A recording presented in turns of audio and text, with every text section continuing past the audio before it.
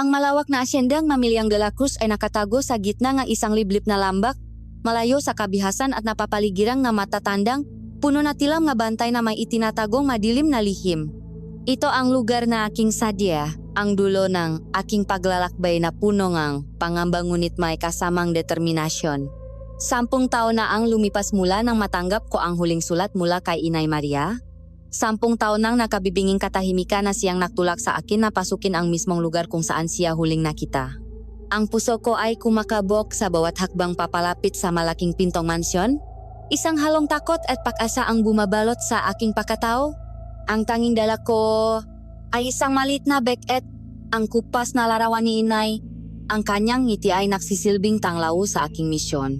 Ang pinto ay bumukas bago pa man ako kumatok, at isang matandang katulong na may blangkong muha ang sumalubong sa akin. Dinala niya ako sa isang malawak na salas kung saan ang amoy, lumang kahoy at hindi may paliwanag na bangong nga tuyong bulaklak ay nanunuot sa hangin. Doon, sa isang silyang may mataas na sandalan, nakaupo si Doña Isabela, ang matriarka ngang pamilya. Sa kabilang ganyang edad, may kapangyarihan sa kanyang nga mata. Isang lamig na tila tumatagos hanggang sa kay buturan ng aking kaluluwa. Ngumiti siya, ngunit ang ngiting iyon ay hindi umabot sa kanyang nga mata. Hindi nagtagal ang aming pag-usap. Tila isang formalidad lamang ang lahat. Ang mas ikinagulat ko ay ang kanyang biglaang alok.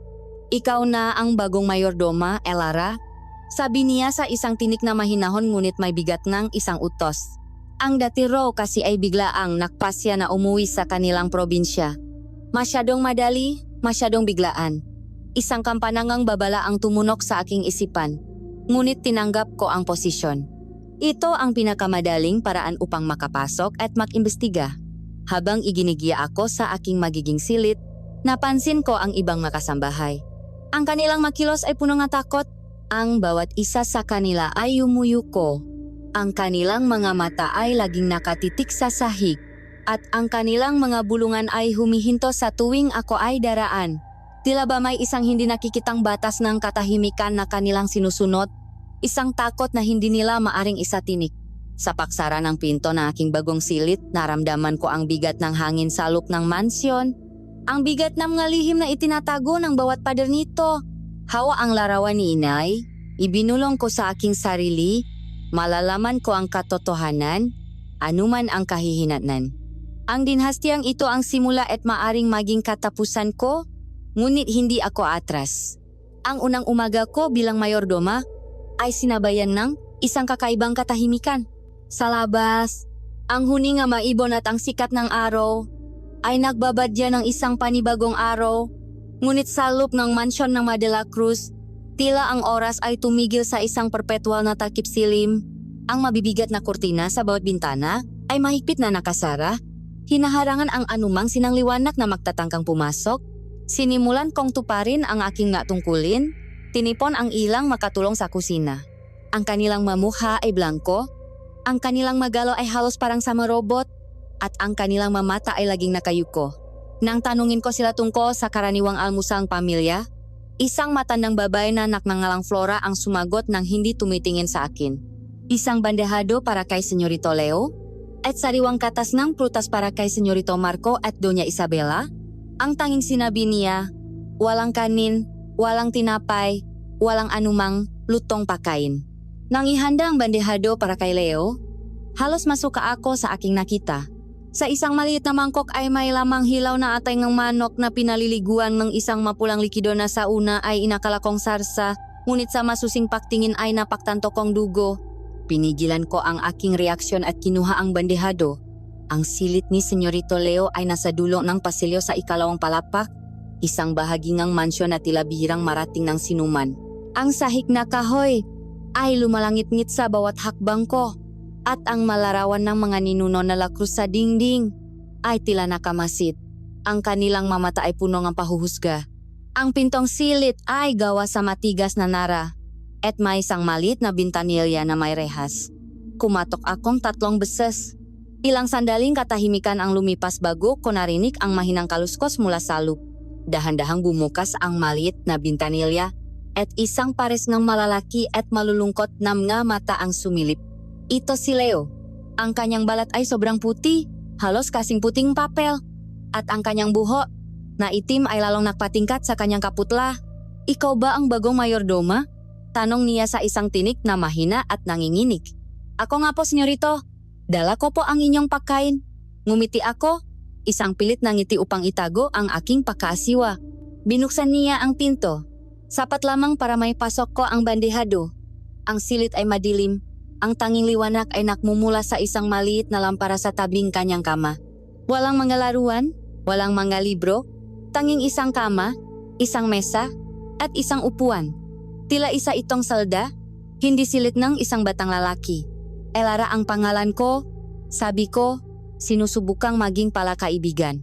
Ngumiti siya, isang tunay na ngiti na nagbigay ng kaunting buhay sa kanyang maputlang mukha. Ako naman si Leo. Masaya ako makilala ka, Elara. Alis na sana ako nang may napansin ako sa kanyang ligi at mga braso. Isang makapal na puting pamahit ang nakapahit sa kanyang balat. Mukha itong gamot, isang uri ng cream na ginagamit para sa malubhang sakit sa balat. Naawa ako sa bata. Marahil ito ang dahilan kung bakit siya laging nakakulong sa kanyang silid. Salamat sa pagkain, sabi niya at isinara na ang pinto. Habang naglalakad ako pabalik, isang anino ang biglang humarang sa aking daraanan. Mula sa dilim ng pasilyo, lumitaw si Marco. Ang kanyang tindig ay matikas, ang kanyang muha ay gwapo ngunit nababalutan ng isang permanenteng simangot. Ang kanyang mamata ay kasing itim ng gabi, at ang paraan ng pagtingin niya sa akin ay tila ba? Isa akong pasteng kailangan niyang durugin? Anong ginagawa mo rito? Ang tanong niya. Ang kanyang boses ay malamig at walang emosyon. Dinala ko lang po ang pagkain ni Senyorito Leo. Sagot ko, pinipilit na maging kalmado. Kinausap mo siya. Hindi iyon tanong, kundi isang akusasyon.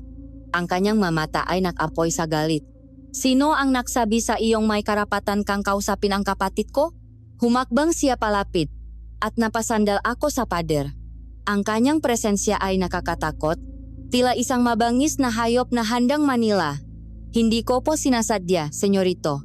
Nagpakilala lang po ako. Ang trabaho mo dito ay maging mayordoma. Ibig sabihin, susunod ka sa mga utos. At ang utos ko, ihatid mo ang pagkain at umalis ka. Huwag mo siyang kakausapin. Huwag mo siyang titingnan. Huwag kang magtatagal sa pasilyong ito. Maliwanag ba? Ang kanyang bawat salita ay parang latigo na humahampas sa hangin. Hinawakan niya ang aking braso. Ang kanyang pagkakahawak ay mahigpit at masakit. Naramdaman ko ang lamig ng kanyang madaliri. Isang lamig na hindi normal para sa isang tao. Napatango na lamang ako, hindi makapagsalita dahil sa takot. Binitawan niya ako na may kasamang pagtulak. Tandaan mo ito, Elara. Layuan mo ang kapatid ko kung gusto mong manatili dito. Isa ka lamang katulong at dapat alam mo kung saan ka lulugar. Pagkasabi nun, tinalikuran niya ako at naglakad palayo. Ang kanyang ngayapak ay hindi gumagawang anumang ingay sa lumang sahig na kahoy. Naiwan akong nanginginig. Hindi lang sa takot kundi sa galit. Sino siya para tratuin akong ganun? At ano ang itinatago nila tungkol kay Leo? Bakit kailangan itago ang isang bata na ang tanging kasalanan ay ang maging may sakit? Ang pagtatakpo na iyon ay hindi nakasira sa aking loop. Bagkus ay lalo lamang nitong pinaktibay ang aking determinasyon. May isang malaking kasinungalingan sa loop ng mansyong ito, isang sikretong bumabalot sa pamilya de la Cruz. Ang sikretong iyon ay may kinalaman sa pakawala ng aking ina at sisiguraduhin kong malalaman ko iyon kahit na ang kapalit pa nito ay ang aking sariling buhay. Ang matingin ni Marco, ang kapulaan ni Leo, ang takot sa mga matang makatulong at ang hilaw na atay na inihain sa isang bata, lahat ng ito ay mapiraso ng isang palaisipan na kailangan kong buuin. Lumipas ang nga araw na tilabam nga multo sa loop ng mansyon. Bawat isa ay walang pinakaiba sa nauna. Ang aking maumaga ay nagsisimula sa dilim, kasama ang makatulong na kumikilos ng walang imik, ang kanilang nga mukha ay tila mamaskarang walang buhay. Ang aking nga gabi ay nagtatapos sa nakabibinging katahimikan ng aking silid. Sa panahong iyon, sinubukan kong ipakilala ang nga normal na pagkain sa hapakainan ng Madela Cruz. Isang beses, nagluto akong masarap na adobo. Ang amoy nito ay pumuno sa buong kusina at nagbigay ng pansamantalang init sa malamig na mansyon. Ngunit nang iharap ko ito sa kanila, Ang reaksyon ni Doña Isabela ay isang malami na pagtataas ng kilay, habang si Marco naman ay tumingin sa pagkain na tila ito ay lason. Ang tanging kinuha nila ay ang kanilang karaniwang baso ng mapulang katas ng prutas na sa bawat araw ay lalo kong pinagdududahan kung prutas nga ba talaga ang pinakmulan. Si Leo, gaya ng dati, ay nanatili sa kanyang silid, naghihintay sa kanyang karaniwang bandehado ng hilaw na karne. Huwag mo nang pilitin, Elara. Ang bulong sa akin ni Flora isang hapon habang tinatapon namin ang halos hindi nagalaw na adobo. May sarili silang mundo, sariling panlasa. Mas makabubuti kung hindi na natin susubukang intindihin. Ngunit ang pinakakakaibang bahagi ng aking pananatili ay nagsimula sa gabi. Sa unang gabi, narinig ko ito, isang mahinang kaluskos mula sa bubong, sa itaas mismo ng aking silid. Ipinagwalang bahala ko ito. Iniisip na marahil ay daga lamang ito o sangangang puno na hinahampas ng hangin. Ngunit sa sumunod na gabi, ang tunog ay bumalik, mas malakas at mas malinaw. Hindi ito tunog ng isang maliit na hayop. Ito ay mabigat, isang tunog ng pagdrag. Tila ba may malalaking kuko na kumakalmot sa mga tisangang bubong. Ang ritmo nito ay sinadya, mabagal at nagbabanta. Bumangon ako mula sa aking kama. Ang puso ko ay dumadagundong sa aking dibdib. Sumilip ako sa bintana, ngunit wala akong makita kundi ang kadiliman ng gabi at ang mga anino ng mapuno. Ngunit ang tunog, naroon pa rin. Nasa itaas ko lang. Tila ba kung ano mang nilalang iyon ay alam na ako ay nasa loop, nakikinig. Sa ikatlong gabi, ang tunog ay naging mas marahas. Ang mabagal na pakalmot ay napalitan ng mabilis at galit na pakayot, sinasabayan ng isang mahinang ungol na tumatago sa kahoy ng kisame. Isang tunog na hindi galing sa hayop na pamilyar sa akin. Isang tunog na punong gutom at galit. Bigla, isang malakas na kalabog ang yumanik sa aking bintana at nakita ko ang isang piraso ng tisa na bumaksak mula sa bubong at nabasak sa lupa. Napasigaw ako sa takot at nagtago sa ilalim ng aking kumot. Mahigpit na hawa ang rosaryo na bigay sa akin ni inay. Hindi ako nakatulog hanggang sa marinig ko ang unang huni. Nga ibon sa umaga, kinabukasan, tinanong ko ang isa sa mga hardinero tungkol sa bubong. Namutla ang kanyang mukha at mabilis siyang umiling. Hangin lang po iyon, Senyorita Elara. Malakas lang po talaga ang hangin dito sa lambak kapag gabi. Ngunit ang panginginig sa kanyang boses at ang takot sa kanyang mamata ay nagsabi sa akin ng ibang kwento. Alam niya kung ano ang tunog na iyon. Lahat sila ay alam. Sa kabilang ang babala ni Marco, humanap akong paraan upang muling makausap si Leo. Isang araw, habang inihahatid ko ang kanyang pananghalian, sinadya kong ihulog ang isang mansanas malapit sa kanyang pinto. Nang buksan niya ang pinto upang kunin ito, ngumiti ako. Para sa iyo iyan, Leo. Paborito ko iyan. Kinuha niya ito na may pag-alinlangan. Hindi pa ako nakakatikim nito. Sabi niya, bakit hindi mo subukan? Masarap iyan. Pangako, pumasok siya sa loop at isinara ang pinto. Ngunit pakaraan ng ilang sandali, binuksan niya itong muli. Elara, bulong niya, tinitiyak na walang ibang nakakarinig. Lumuhod ako para magpantay ang aming mamukha. Bakit, Leo? May problema ba? Tumingin siya sa bandehado ng hilaw na laman sa kanyang kamay. Bakit ganito ang pagkain ko? Bakit hindi ako pwedeng kumain ng mansanas na tulad mo? Ang tanong niya ay punong kalungkutan at pakalito. Nakita ko ang pagkakataon. Leo, bakit nga ba iyan ang kinakain mo araw-araw? Sino ang nagsabi sa iyong kailangan mo iyan? Tumingin siya sa makabilang gilid ng pasilyo bago sumagot. Si Mama, sabi niya sa mas mahinang bulong. Sabi niya, may sakit daw kami sa balat. Isang sakit na naman na namin. At para hindi ito lumala, kailangan daw namin ng. Kailangan daw namin ng dugo para manatiling malakas at hindi masira ang aming balat. Ang masalitang iyon ay tumama sa akin na parang kidlat. Dugo. Ang simplang salita na iyon mula sa isang inosenteng bata ang nakumpirma sa lahat ng aking mahinala. Ang mapulang katas na iniinom ni Doña Isabela at Marco. Ang hilaw na atay ni Leo. Ang kanilang pag-iwas sa araw. Ang kanilang kakaibang kaputlaan. Hindi ito sakit. Ito ay isang bagay na mas malala. Isang bagay na nakakatakot. Nginisyan ko si Leo. Isang ngiti na punong awa at pag-alala. Itinago ko ang pangingilabot na gumapang sa aking buong katawan. Huwag kang mag-alala, Leo. Balang araw, sabay tayong kakain ng maraming mansanas. Sa gabing iyon, habang nakahiga sa aking kama at pinakikinggan ang pamilyar na ngayong pakalmot sa bubong, nagsimula kong paktakpi-takpiin ang lahat. Ang pamilyang ito ay hindi lamang kakaiba, sila ay mapanganib. Ang nilalang sa aking bubong ay hindi isang ligaw na hayop. Isa ito sa kanila. Ang pagkawalan ni Inay Maria ay hindi isang simpleng kasoong pag-alis. Siya ay pumasok sa lunggang mahalimaw. At ngayon, ako rin. Ang tanong na lamang ay kung makakalabas pa ba ako ng buhay. Ang relasyon ko kay Leo ay nanatili sa mga pasimpleng ngiti at mga ninanakaw na sandali sa may siwang ng kanyang pinto sa bawat paghahatid kong kanyang pakain. Nag-iwan akong isang maliit na bagay. Isang bulaklak na pinitas mula sa hardin. Isang makinis na bato mula sa ilok. O isang pirasong prutas na palihim kong kinuha mula sa kusina. Ang may ito ay maliliit na paalala na may isang mundo sa labas na ang kanyang madilim na silid, isang mundong naghihintay sa kanya. Ngunit ang aming tahimik na ugnayan ay brutal na winakasan isang hapon. Naglilinis akong malumang gamit sa malawak na salas, habang mahinang humuhuni ng isang lumang kundiman na itinuro sa akin ni Inay. Ito ay isang awit ng pangungulila. Ngunit sa paguni ko nito, tila ba nararamdaman ko ang kanyang presensya. Hindi ko namalaya na ang mahinang himig ay umakyat sa ikalawang palapag at umabot sa pandinig ni Leo. Dahil sa pagkabiyani sa musika, dahan-dahan niyang binuksan ang kanyang pinto. Sa unang pagkakataon, lumabas siya sa pasilyo ng walang pahintulot. Ang kanyang nga paa ay maingat na humahakbang sa sahig na kahoy. Sinusundan ang pinakmumulan ngang awit na tila isang paru-paro na naakit sa liwanag. Nakita ko siya mula sa ibaba, nakatayo sa may rehas ng hagdanan. Ang kanyang malalaking mata ay punong pakamangha. Ngumiti ako sa kanya. Isang ngiti na agad na naglaho nang makita ko ang isang madilim na anino na lumitaw sa likuran niya. Si Marco. Ang kanyang muha ay walang emosyon. Ngunit ang kanyang mamata ay nagliliyap sa isang galit na tila kayang sunugin ang buong mansyon. Anong ginagawa mo rito sa labas? Ang kanyang boses ay isang mahinang dagundong, ngunit puno ng panganib.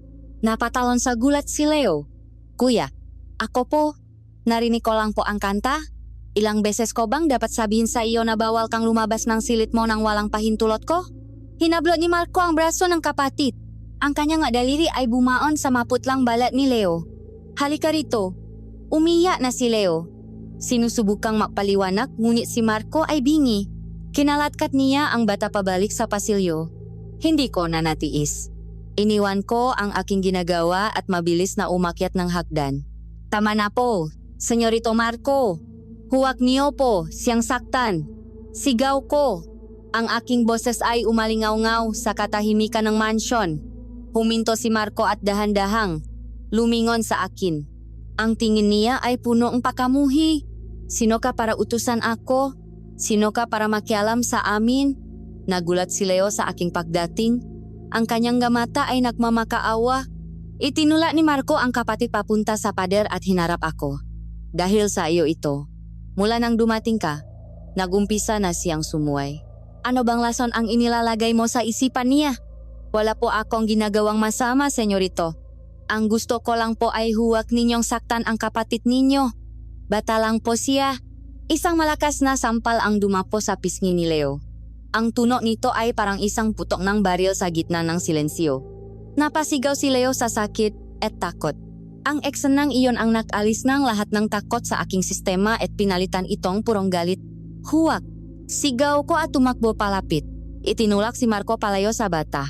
Nagulat siya sa aking ginawa. Walang sinuman sa mansyon ang nangahas na hawakan siya. Sino ka sa tingin mo? Isang hamak na katulong. Wala kang karapatan? Ang sigaw niya? Ang kanyang muka ay isang pugada na lang ang layo sa akin. Tao rin po ako. Senyorito, at bilang isang tao, hindi ko kayang manahimik habang nakikita kong sinasaktan ninyo ang isang walang kalaban-laban na bata. Anong klaseng ang kuya ang gumagawa nito sa sarili niyang kapatid? Ang tawag ba diyan ay pag-alaga? Ang tawag ba diyan ay pagmamahal? Tumawa siya, isang tawang walang kagalakan. Wala kang alam, Elara. Wala kang alam sa pamilyang ito. Ginagawa ko ito para protektahan siya. Protektahan? Mula saan?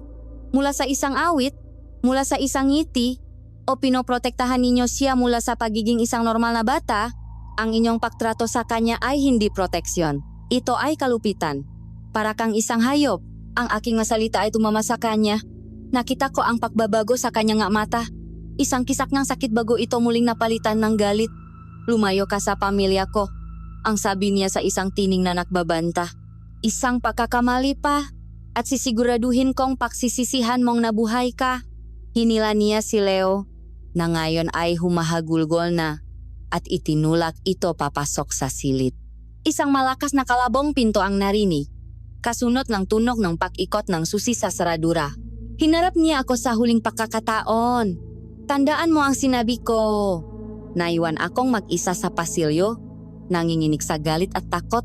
Ngunit sa ilalim ng lahat ng iyon, may isang bagong damdamin na umusbong, isang pakiramdam ng responsibilidad. Kailangan ako ni Leo. Sa gabing iyon, hindi ako natulog. Nahintay ako hanggang sa sigurado akong tulog na ang lahat. Dahan-dahan akong pumunta sa tapat ng silid ni Leo. Kumatok ako ng napakahina. Leo, ako ito, si Elara. Narinig ko ang mahinang pagikbi mula sa loob. Dahan-dahan kong binuksan ang maliit na bintanilya sa pinto. Nakita ko siya, nakaupo sa sahig. Yakap ang kanyang matuhod. Ang pulang marka ng palat ni Marco ay malinaw pa rin sa kanyang pisngi. Huwag kang umiyak, Leo. Hindi kita pababayaan. Inilabas ko ang mansanas na itinago ko mula sa hapunan. Inabot ko ito sa kanya sa pamamagitan ng rehas. Kinuha niya ito. Ang kanyang maliliit na daliri ay nanginginig. Huwag mo akong iwan, Elara, ang bulong niya. Ang kanyang boses ay basak. Hindi kita iwan, Leo. Pangako iyan. Sa sandaling iyon, ang aking misyon ay nagbago. Hindi na lamang ito tungkol sa paghahanap ng kasagutan sa pagkawalan ni inay. Ito na rin ay tungkol sa paglilitas sa isang batang bilanggo sa sarili niyang tahanan. At alam kong upang magawa iyon, kailangan kong harapin ang halimaw na nagbabantay sa kanya, ang kanyang sariling kapatid. Ang paghaharap namin ni Marco sa pasilyo ay naiwan ng isang malalim na epekto sa buong mansyon. Ang katahimikan na dating nakakabingi ay napalitan ng isang katahimikang mas mabigat, punong tensyon at hindi sinasabing masalita. Ang nakatulong ay umiwas na sa akin ng mahigit na pag-ingat. Tila ba ako ay isang mitsa na maring magdulot ng malaking pagsabog anumang oras. Maging si Doña Isabela ay tinititigan ako sa isang paraan na mas malamig at mas mapanuri. Tanging si Leo lamang ang nagpapakitang ibang damdamin. Sa tuwing nakakasalubong ang aming nga mata, nakikita ko sa kanya ang isang halo ng takot at pasasalamat. Ang aming ugnayan, na sinubok ng karahasan, ay naging mas matibay. Isang araw, isang bihirang pagkakataon ang dumating. Si Doña Isabela ay kinailangang umalis patungo sa bayan para sa isang mahalagang transaksyon at sa hindi may paliwanag na dahilan, ipinag-utos niyang sumama si Marco bilang kanyang tagabantay. Sa unang pagkakataon, ang mansyon ay naiwan sa aking pangangasiwa, malaya sa mapanuring mamatang nga mag-inang de la Cruz. Ito na ang pagkakataong hinihintay ko. Sa halip na ihatid ang karaniwang bandehado ngang pakain ni Leo, naghanda ako ngang isang bagay na iba, isang bagay na normal. Nagluto ako ngang mainit na sopas ngang manok at nagbaon ng ilang piraso ngang bagong lutong pandesal. Dala-dala ang tray, umakyat ako sa ikalawang palapak. Ngunit sa pagdating ko sa tapat ngang kanyang silid, nakita kong bahagyang nakaawang ang pinto. Si Leo ay wala sa loob. Isang kaba ang gumapang sa aking dibdib. Hinanap ko siya sa mga pasilyo at natakpuan ko siya sa isang lugar na hindi ko inaasahan, ang napakalaking at maalikabok na silid-aklatan ng mansyon. Nakaupo siya sa sahig, sa gitna naman naglalaki ang estante. Binubuklat ang isang lumang libro na may malarawan ng iba't ibang hayop. Ang sinang araw na tumatagos sa isang maruming bintana ay tumatama sa kanya. Nagbibigay liwanag sa mga alikabok na lumulutang sa hangin at sa kanyang maputlang mukha. Napangiti ako. Sa sandaling iyon, mukha siyang isang ordinaryong bata, malayo sa isang bilanggo. Dahan-dahan akong lumapit upang hindi siya magulat. Elara, sabi niya nang mapansin ako. Ang kanyang mata ay lumaki sa takot. Isinara niya agad ang libro. Huwag kang mag-alala, Leo. Ligtas tayo. Wala sila dito. Inilapa ko ang bandehado sa isang maliit na mesa. Nagdala akong pakain para sa iyo. Tikman mo. Tiningnan niya ang sopas at tinapay na may pagtataka. Ang amoy ngang mainit na sabaw ay pumuno sa silit. Isang amoy na puno ngang buhay at normalidad. Dahan-dahan siyang kumuha ngang isang kutsara at humigop. Ang kanyang nga mata ay biglang nakliwanak. Ang sarap, bulong niya. Hindi pa ako nakakatikim ng ganito. Naupo ako sa tabi niya habang kumakain siya ng may gana. Habang sinusubo niya ang tinapay, ilang mumo ang nahulog sa kanyang braso. Nang aabutin ko ito upang punasan, naramdaman ko ang kakaibang tekstura sa ilalim ng aking nga daliri, ang pamilyar na makapal at pulbos na pamahit. Leo, tanong ko ng dahan-dahan, ano ba talaga itong nasa balat mo? Gamot ba ito? Yumuko siya at tumigil sa pagkain. Sabi ni Kuya Marco, para daw ito sa sakit ko sa balat, para hindi ako masaktan ng araw. Ngunit hindi ako naniwala. Ang paraan ng pagkasabi niya ay tila isang linyang paulit-ulit niyang isinasaulo. Tininan ko siya sa mata. Leo, may tiwala ka ba sa akin? Dahan-dahan siyang tumango. Kung gayon, hayaan mong tingnan ko. Hayaan mong tulungan kitang linisin ang isang maliit na bahagi. Gusto ko lang makita kung gumagaling na ba ang sakit mo.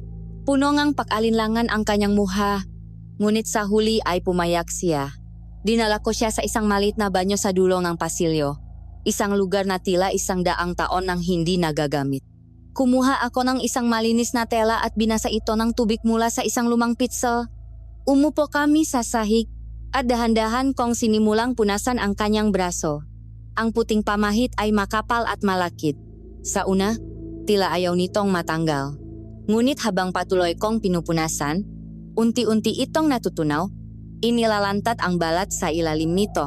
At sa ilalim ng parang maskarang iyon, hindi isang balat na may sakit ang aking nakita. Ito ay isang balat na perpekto. Isang balat na buhay na buhay. Ito ay makinis, malambot, at may malusok na kulay rosas. Ang uri ng balat na nakikita mo sa mga batang masayang naglalaro sa ilalim ng araw.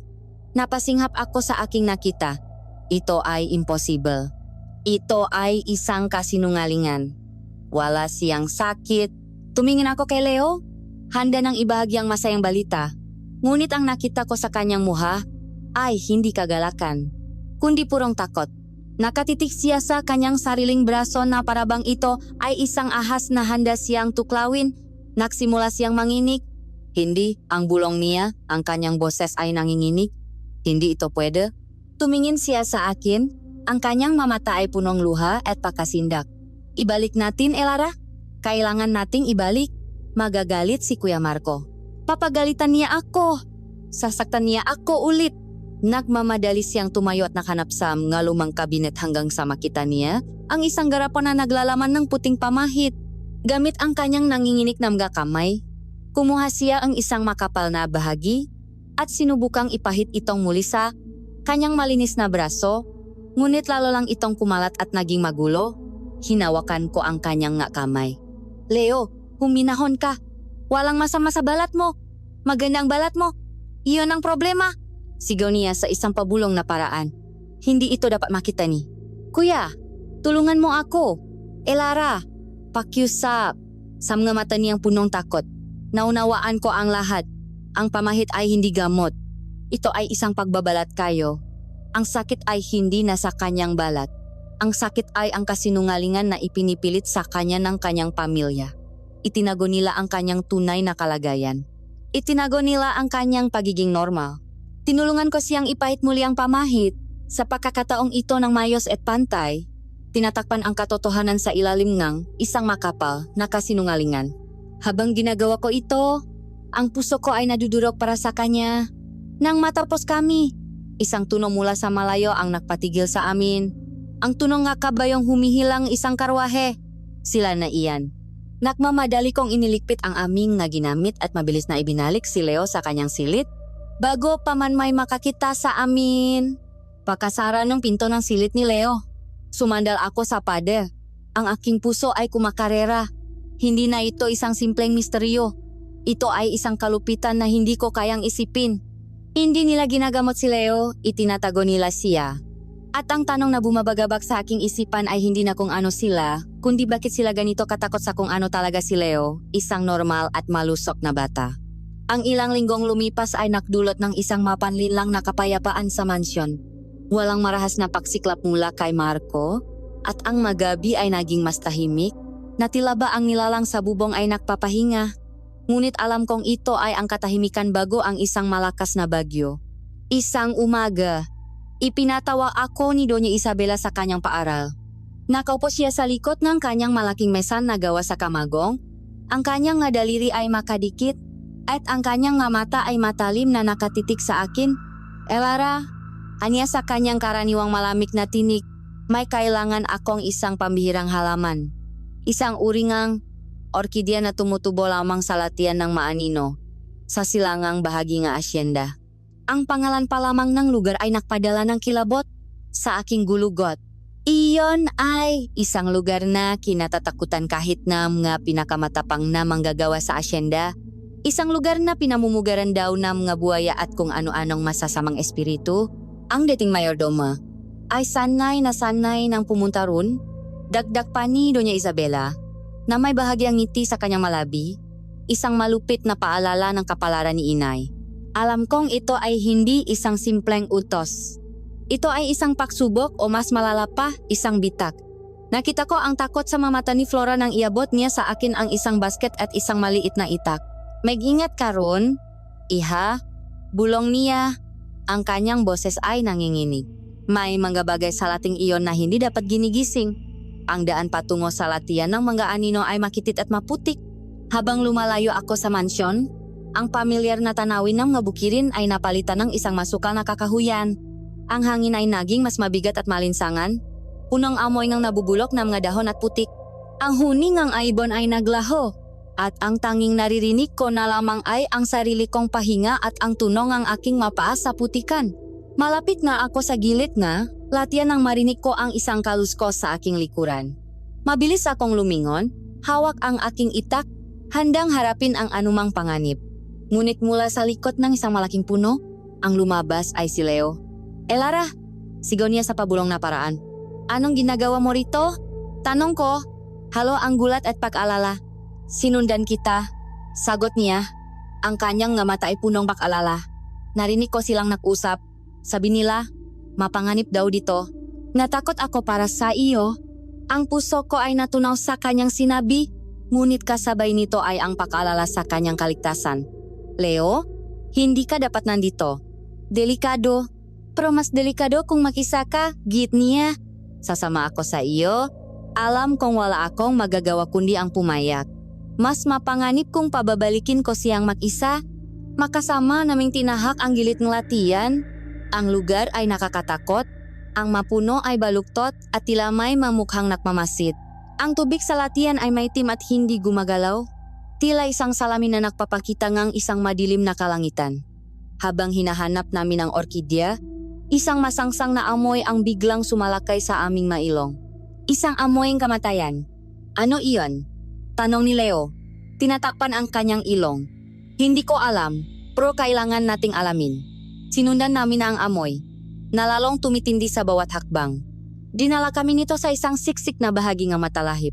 Ikinuwalyo ko ang mga halaman at ang nakita namin sa kabila ay isang tanawing hinding-hindi ko malilimutan habang buhay. Nakahandusay sa putikan ang isang katawan. Ang katawan ng isa sa mga bagong kasambahay na nakilala ko ilang linggo lamang ang nakalipas. Ang kanyang uniforme ay gutay-gutay. Ang kanyang nga mata ay dilat sa takot. At ang kanyang dibdib ay bukas na parabang isang mabangis na hayop ang walang awang dumukot sa kanyang puso. Ang malangaw ay masayang nagpipiesta. Sa kanyang nga sugat. Napasigaw ako at mabilis na tinakpan ang mga mata ni Leo. Huwag kang tumingin. Ngunit huli na ang lahat. Nakita na niya.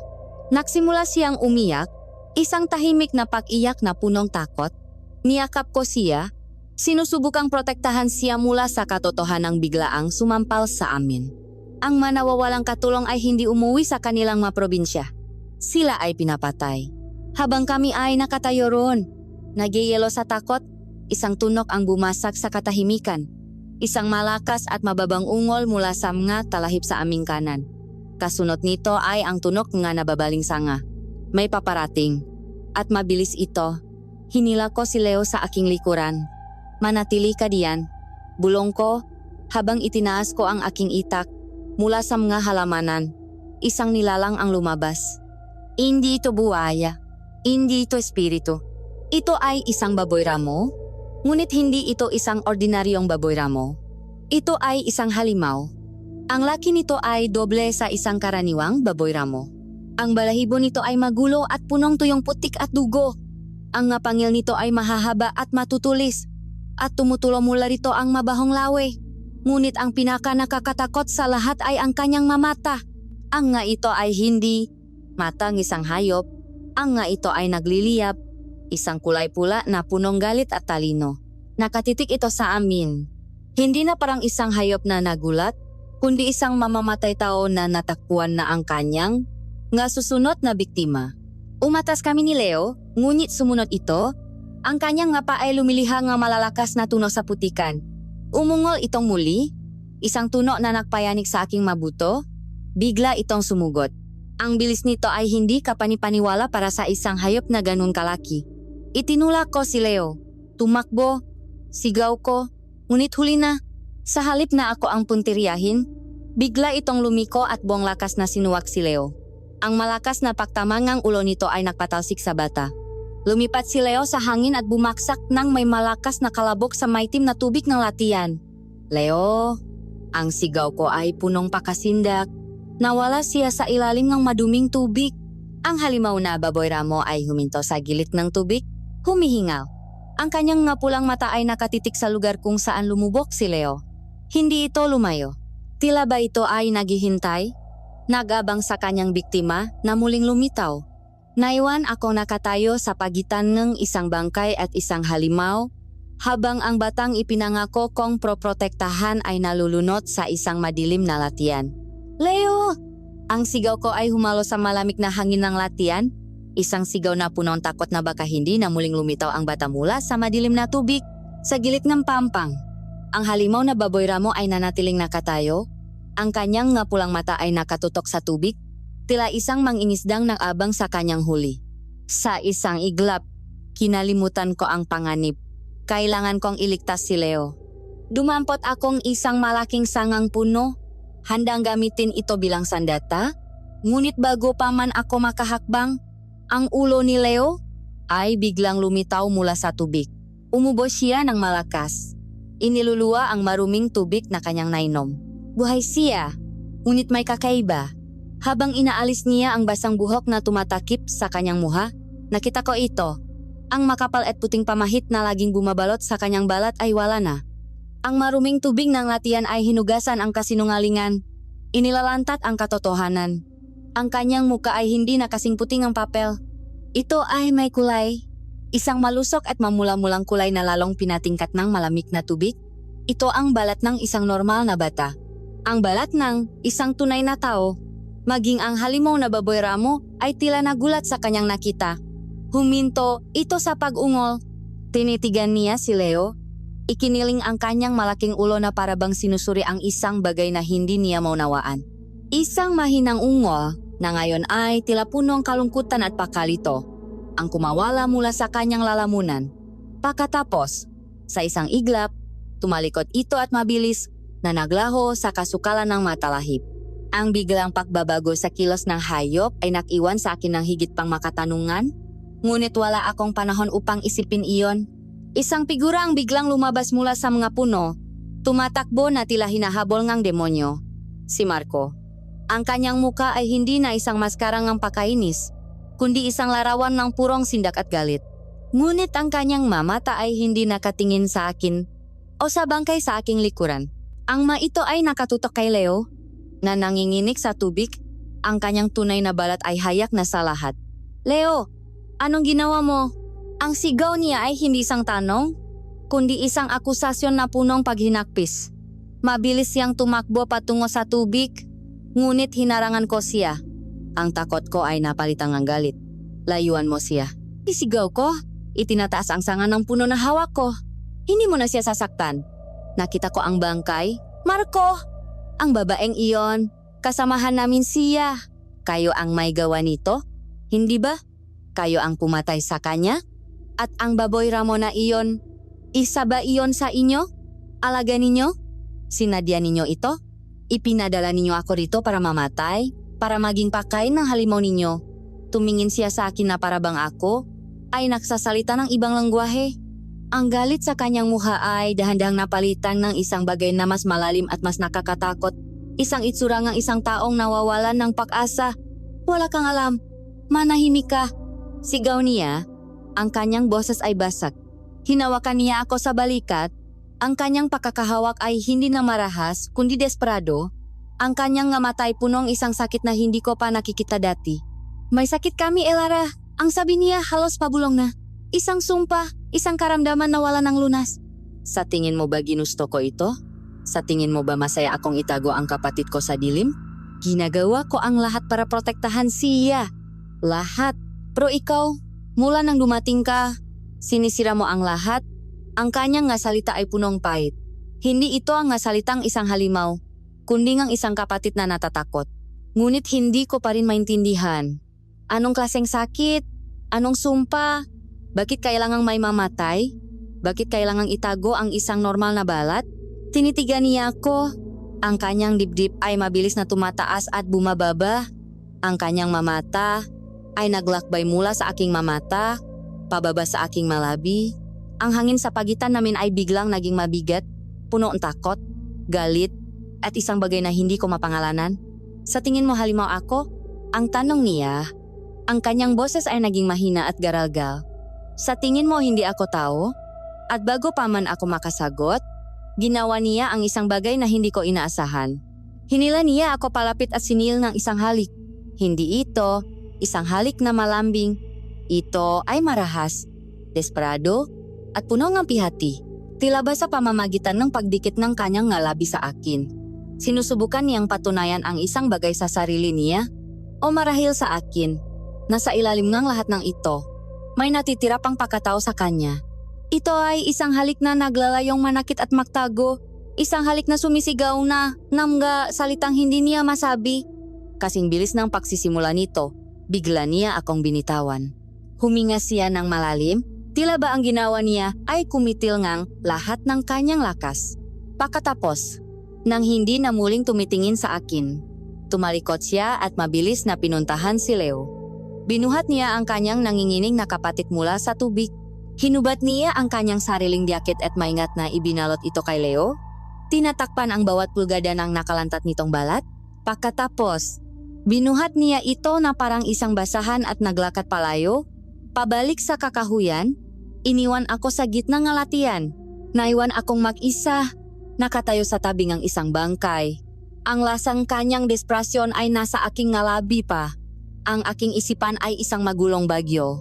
Ang tunay na balat ni Leo, ang pag-atras ng baboy ramo, ang naghihinagpis na pag-amin ni Marco, at ang marahas na halik.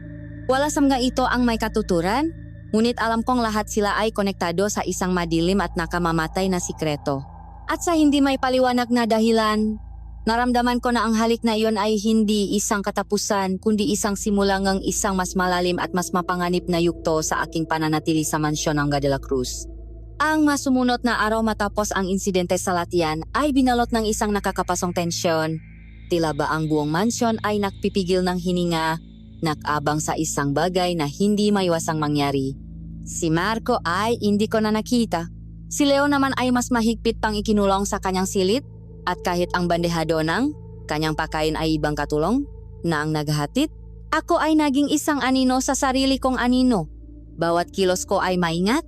Bawat tunok sa paligid ay nagdudulot ng kaba sa aking dibdib. Ang halik ni Marco ay paulit-ulit na bumabalik sa aking isipan, hindi bilang isang alaala ng pag-ibig, kundi bilang isang selyo ng isang marahas at hindi maintindihang sikreto.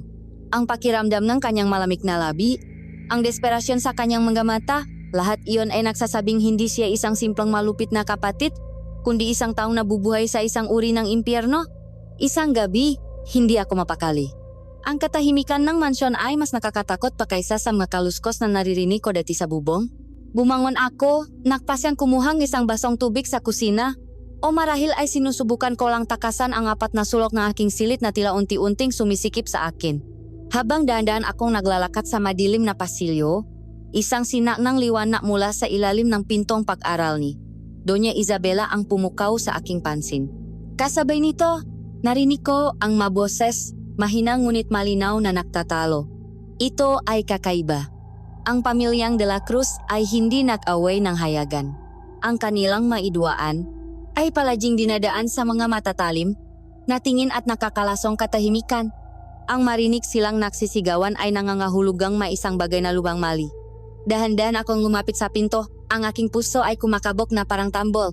Inilapat ko ang aking tainga sa matigas na kahoy. Ang boses ni Marco ang una kong narinig. Punong pagtutol at isang bagay na tila takot. Ina, hindi natin kailangang gawin ito sa ganitong paraan. Masyadong mapanganib. Magiwan ito nga tanong, paano kung may maganap sa kanya?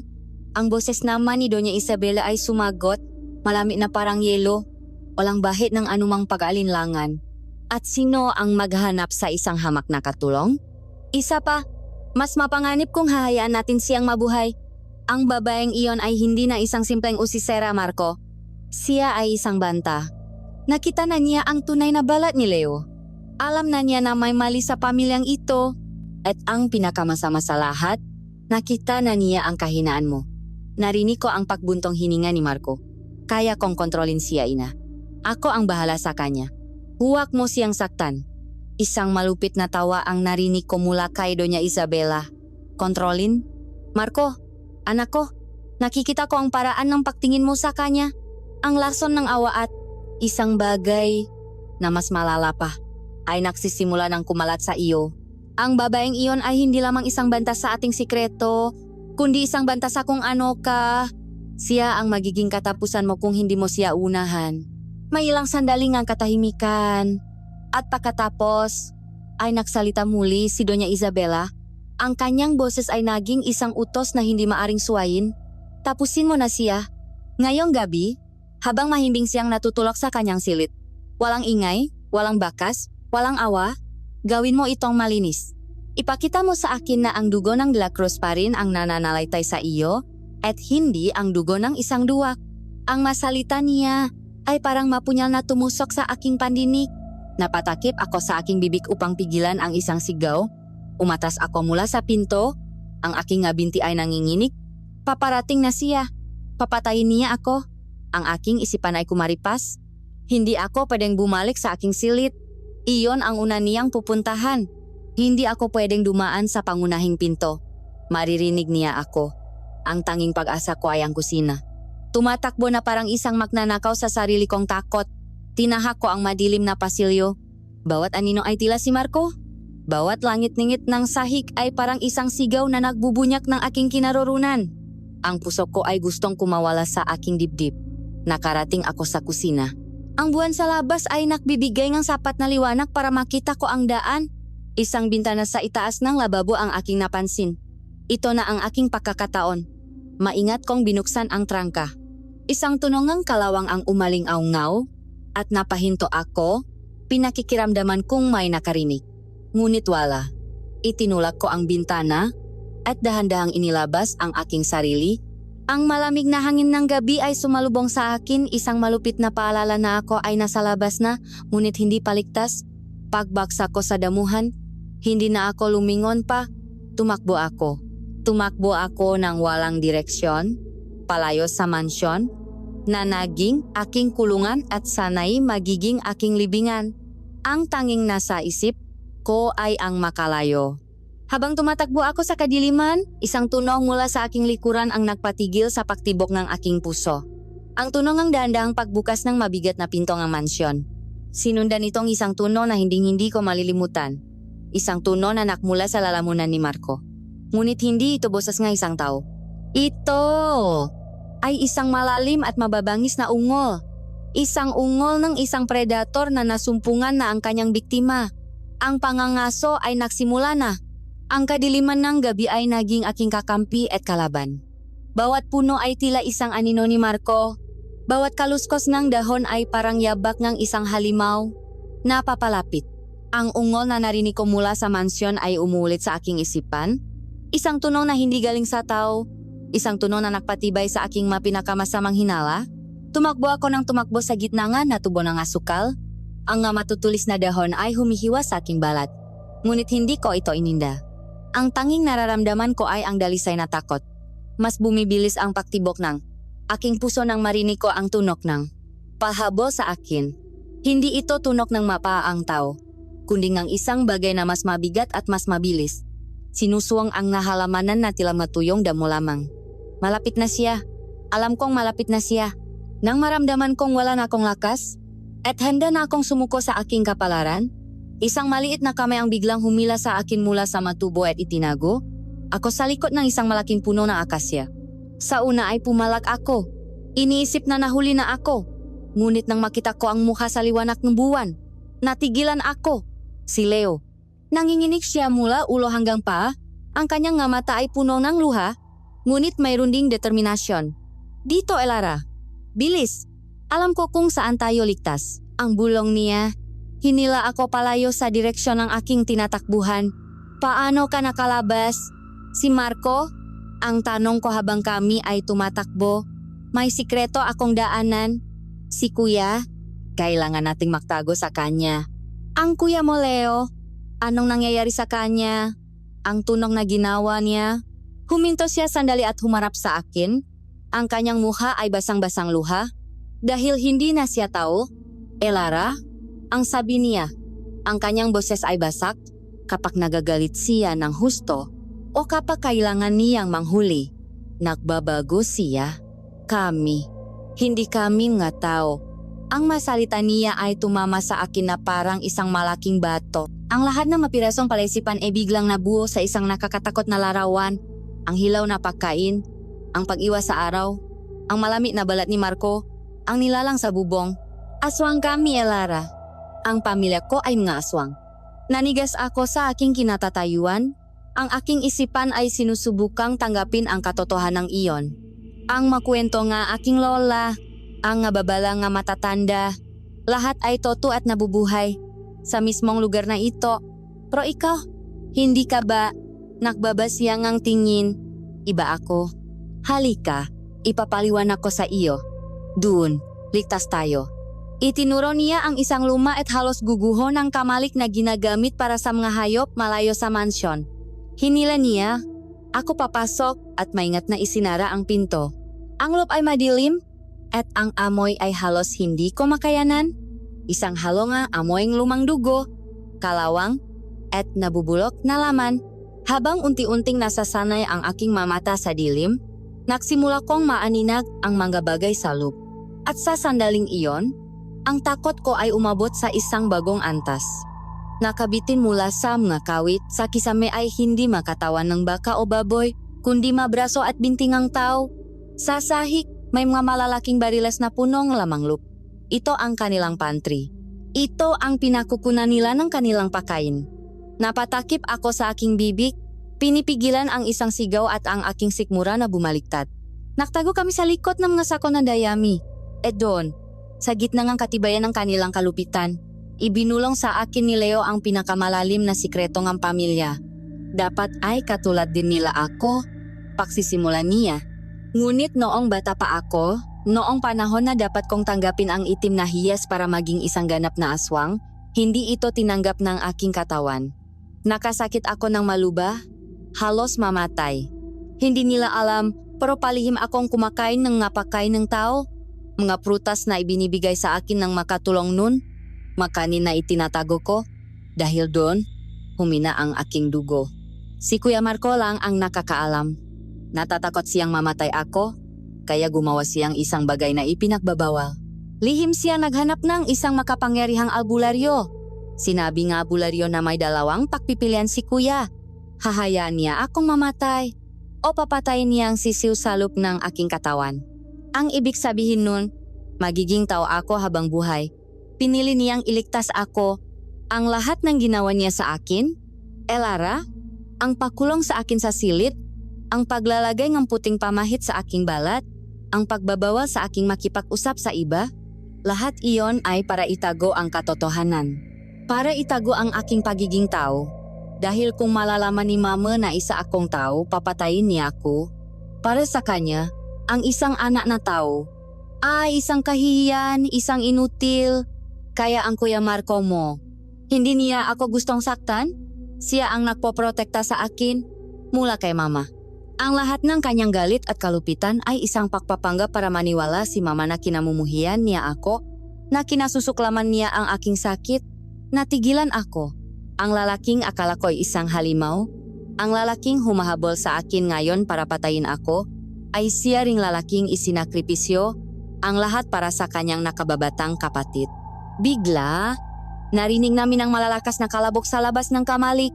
Ang tunog nga bibigat na kuko na kumakayot sa kahoy. Sinusubukan niyang makapasok. Nakatitigan kami ni Leo. Parehong hindi humihinga. Inamoy-amoy niya ang paligid. Ang kanyang malakas na paghinga ay dinig na dinig sa loob. Ngunit pakaraan ngang ilang sandali na tila isang kawalang hanggan, ang matunok ay huminto. Marahil ang masangsang na amoy ng kamatayan, salop ng kamalik ay nalito sa kanyang pangamoy. Narinig namin ang kanyang mayabak na papalayo. Ligtas kami sa ngayon. Ngunit kami ay nakakulong sa isang silid na punong nga, 10 kanilang nga biktima. At sa labas, isang pamilyang nga halimaw ang naghihintay. At ngayon, alam ko na ang buong katotohanan. Ang katahimikan sa loob ng kamalik ay mas nakakatakot kaysa sa ingay nga pahabol. Ang tanging maririnig ay ang aming nga nanginginig na pahinga at ang tunok ng mapatak ng dugo mula sa makatawang nakabitin sa itaas namin. Niyakap ko si Leo, na nakasupsop ang muka sa aking tagiliran. Sinusubukang protektahan siya mula sa tanawing hindi dapat masilayan ng sinumang bata. Mabait ba ang nanay mo, Elara? Ang bigla niyang tanong sa isang mahinang bulong. Ang kanyang boses ay nakahanap ng anumang normal na bagay na makakapitan sa gitnang kabaliwan. Natigilan ako sa kanyang tanong. Sa gitna nga lahat ng ito, ang alaala ni inay ang tanging nagbibigay sa akin ng lakas. "Oh, Leo," sagot ko. Ang aking boses ay nanginginig. Siya ang pinakamabait na taong kilala ko. Ang kanyang mangiti ay kayang magbigay liwanag sa pinakamadilim na araw. Kaya ako nandito para hanapin siya. Bago pa man matapos ang sandaling ang aming pag-usap, isang bagong tunok ang bumasak sa katahimikan. Hindi ito ang malakas na pakalabo na gawa ni Marco. Ito ay isang bagay na mas tahimik, mas palihim. Isang tunong paksinghot. Isang malakas na pag-amoy mula sa masiwang pintong kamalik. Napatingin kami ni Leo sa isa't isa. Ang aming mamata ay parehong dilas sa takot.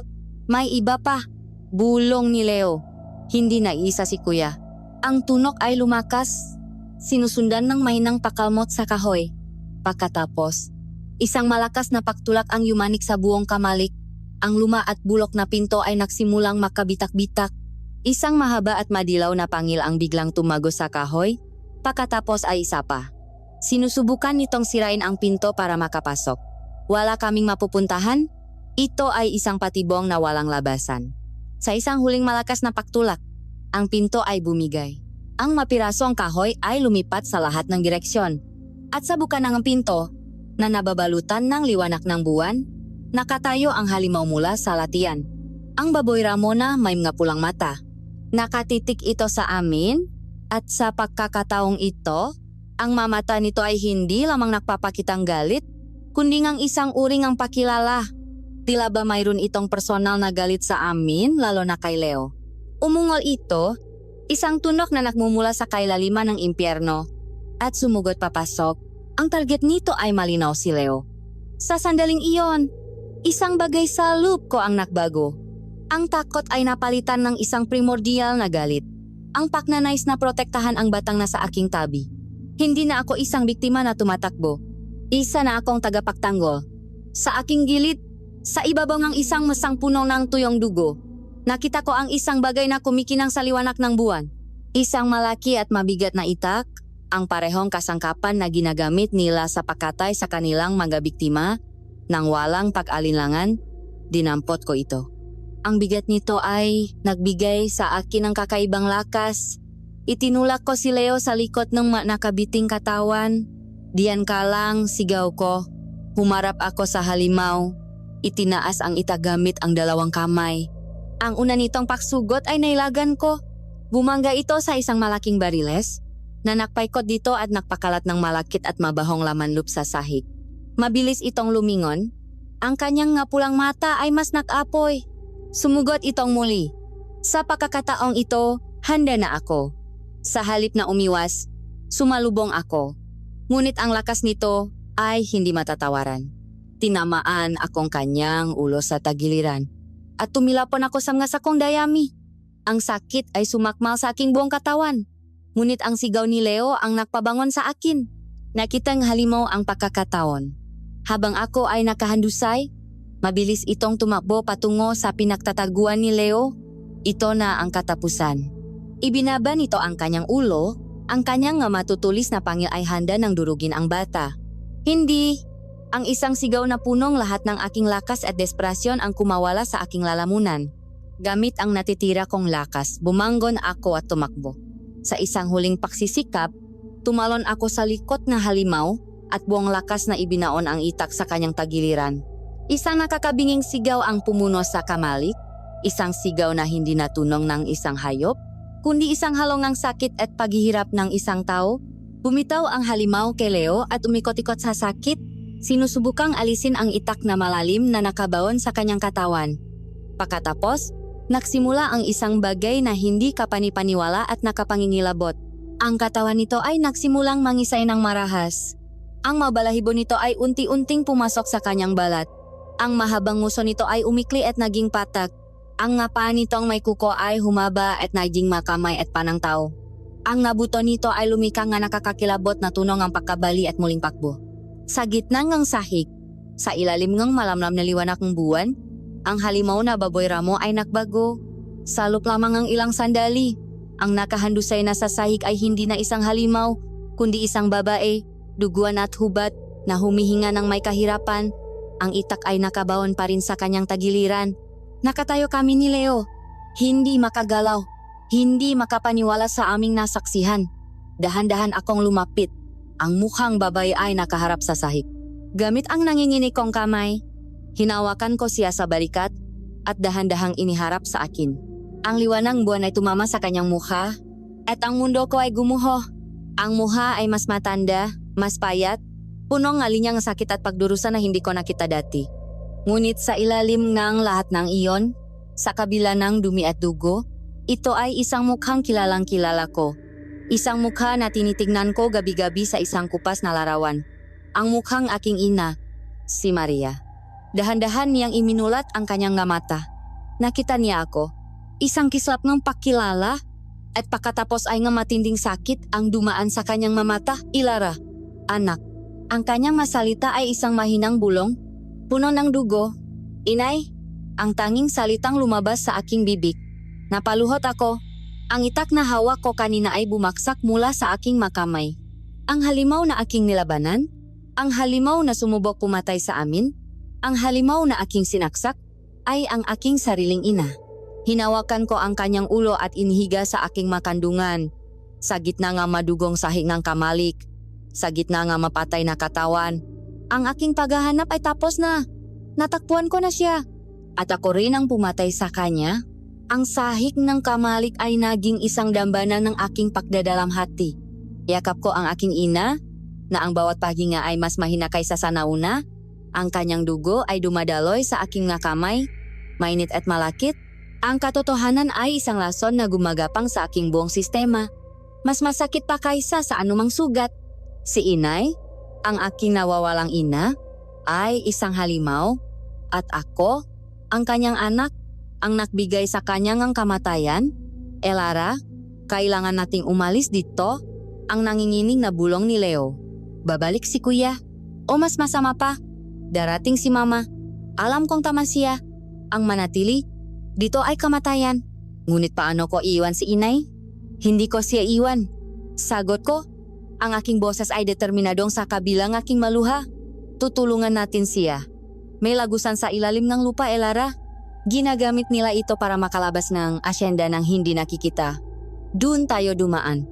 Baka may makita tayong tulong sa labas. Gamit ang lahat ng natitira kong lakas. At sa tulong ni Leo, itinaas namin si inay. Ang kanyang katawan ay mabigat at bawat kilos ay nakdudulot sa kanyang sakit. Ngunit hindi siya umimik. Isinanda namin ang kanyang braso sa aking nga balikat at sinimulan namin ang aming mabagal at desperadong pagtakas. Itinuro ni Leo ang isang nakatagong pinto sa sahig ng kamalik sa ilalim ng mabunton ng dayami. Bumaba kami sa isang madilim at masikip na lagusan. Ang amoy ngang lupa at amak ay masangsang, at ang tanging liwanag namin ay ang buwan na sumisilip mula sa pinanggalingan naming bukasan. Ang daan ay mahirap, lalo na't pasan ko ang aking ina. Bawat hakbang ay isang pagsubok. Pagkaraan niyang ilang minuto na tila isang kawalang hanggan, narating namin ng isang mas malawa na bahagi ng lagusan. Isang uri ngang sangandaan kung saan nagtatakpo ang iba't ibang madaanan. At doon, ang aming pag-asa ay biglang naglaho. Sa isang iglap, ang masulo sa dingding ay sabay-sabay na nagliyab, nagliliwanag sa buong silit at sa mga nilalang na nakabang sa amin.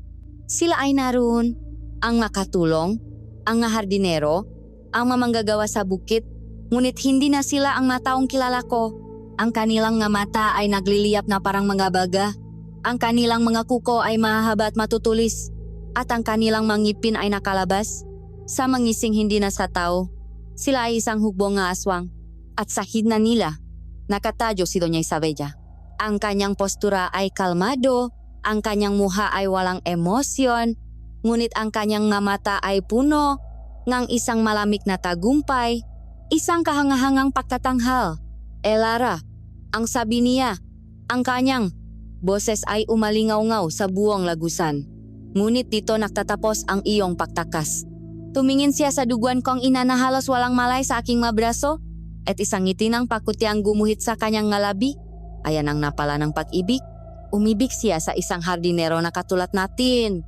At sa halip na maging isang reyna sa aking tabi, pinili niyang maging isang alagang hayop lamang na gumagala sa latian.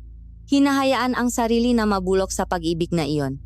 Ang kanyang tingin ay bumaling kay Leo, at ang lamig sa kanyang nga mata ay napalitan ng purong pagkamuhi.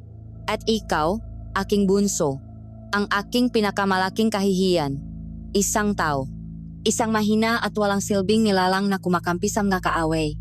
Patawarin mo ako, mama. Umiyak na sabi ni Leo. Hindi mo na ako, ina. Sigaw ni Doña Isabella.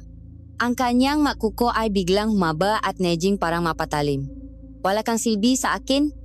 Tapusin na natin ang kahibangang ito.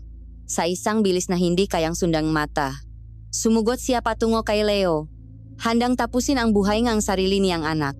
Ngunit bago pa man dumapo ang kanyang makuko sa bata, isang itim na anino ang bumaksak mula sa isa sa mamadilim na lagusan at sinalpok siya ng buong lakas. Si Marco. Nakatayo siya sa pagitan namin at ng kanyang ina. Ang kanyang katawan ay nasa kalagitnaan ng pagbabagong anyo. Ang kanyang nga mata ay nag-aapoy. Ang kanyang nga pangil ay nakalabas. At ang kanyang nga kalamnan ay naninikip sa ilalim ng kanyang balat. Huwag mong sasaktan ang kapatid ko. Ang ungol niya, isang boses na halo ng tao at halimaw. Ang nga alagad ni Doña Isabella ay umatras, naguguluhan kung sino ang kanilang susundin. Isang taksil, sigaw ni Doña Isabella at sinugot ang sarili niyang anak. Ang sumunod ay isang labanan ng makitan. Ang lagusan ay napuno ng tuno ng nag-umpugang laman, nga kalmot na tumatama sa bato, at mga sigaw na hindi na sa tao. Nagpambuno ang mag-ina sa isang sayong kamatayan. Sa huli, sa isang desperadong kilos, nagawa ni Marco na isandal ang kanyang ina sa pader. Hawak niya ito salik. Ang kanyang mahumahabang kuko ay ilang pulgada na lang mula sa lalamunan nito. May isang sandali nang nakabibinging katahimikan. Patawat, ina, ang sabi niya. Ang kanyang boses ay isang garalgal na halo ng sakit at determinasyon. Pagkatapos, sa isang mabilis na kilos, ibinaon niya ang kanyang kuko.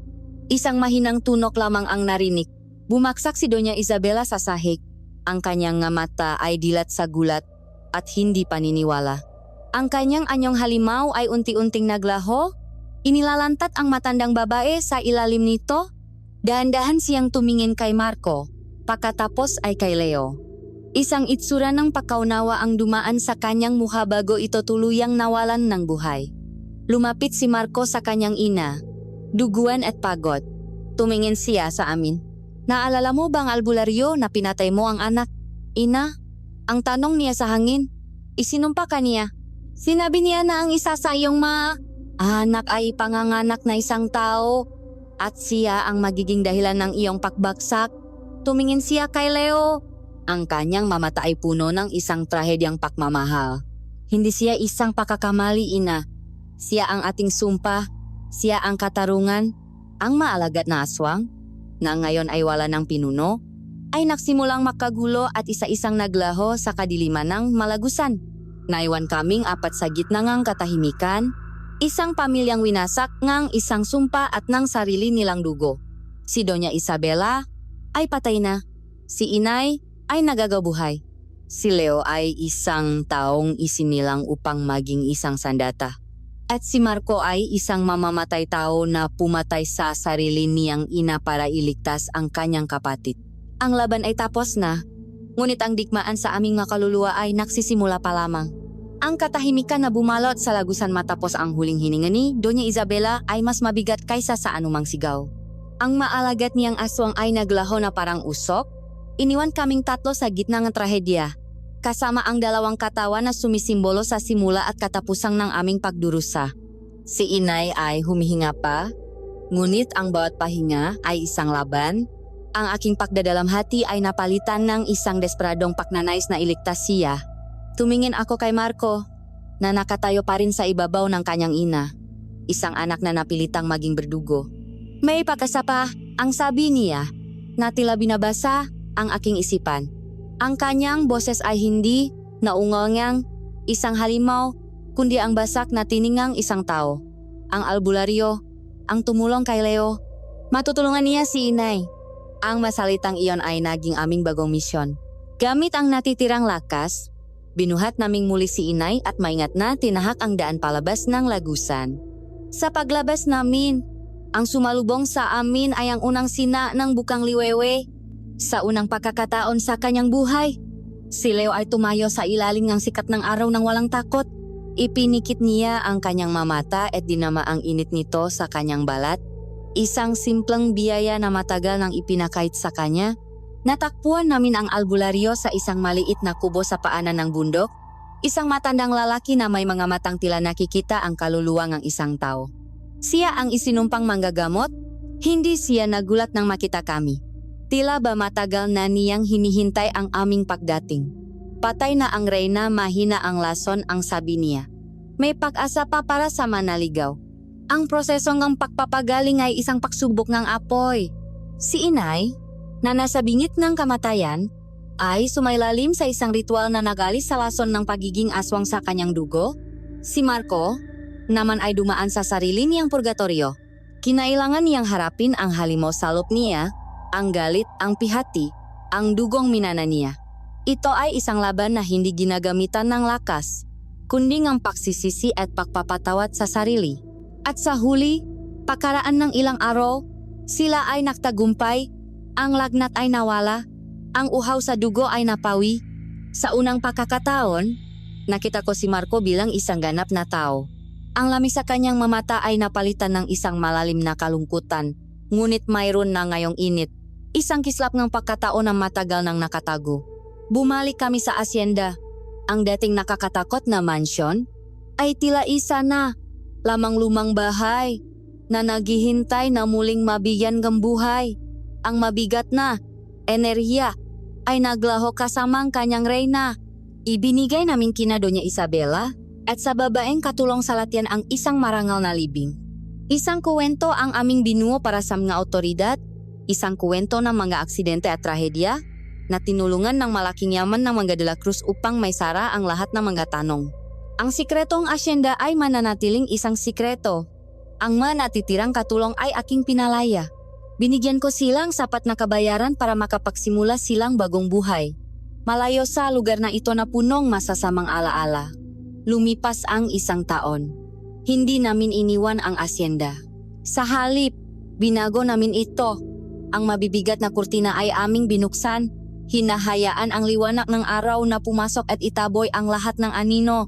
Ang mahardin na dati tinutubuan ng manakalasong halaman ay tinamnan namin ng mabulaklak.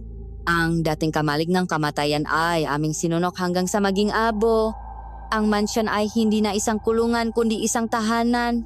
Si Inay Maria ay tuluyan ng gumaling. Muli siyang naging ang mapakmahal na ina na aking naalala. Ang kanyang ngiti ay muling nagbibigay liwanag sa aming maaraw. Si Leo ay isa ng masayahing bata, malayang naglalaro sa ilalim ng araw. Ang kanyang nga tawa ay pumupuno sa bawat sulok ng aming tahanan. At si Marco. Si Marco ay isang bagong tao. Ang dating arogante at malupit na anyo ay napalitan ng isang tahimik at mapag-isip na lalaki. Dala niya ang bigat ng kanyang nakaraan, ang alaala ng kanyang makasalanan. Ngunit ginagamit niya ito hindi para maging isang halimaw, kundi para maging isang mas mabuting tao. Ang kanyang pagiging maprotekta ay naroon pa rin. Ngunit ngayon, ito ay nakatuon na sa pag-aalaga sa kanyang bagong pamilya. Ang aming relasyon ay dahan-dahang namukatkat. Mula sa takot at galit, ito ay naging respeto, pag-unawa, at sa huli, isang tahimik ngunit malalim na pag-ibig. Isang pag-ibig na isinilang mula sa abongang isang trahedya.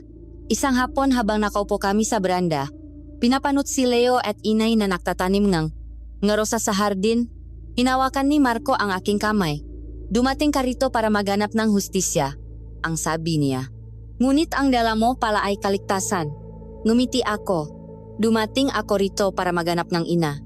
Ngunit ang natakwan ko ay isang buong pamilya. Ang maalaala ng dilim ay mananatili. Mapilat sa aming makaluluwa na hindi na kailanman mabubura. Ngunit ang bawat pilat ay isa ring paalala ng aming tagumpay nga aming kakayahang makahanap ng liwanag sa gitna ng pinakamadilim na gabi. Ang aking paghahanap ay tapos na. Ngunit ang aking bagong buhay, ang aming bagong buhay, ay nagsisimula pa lamang.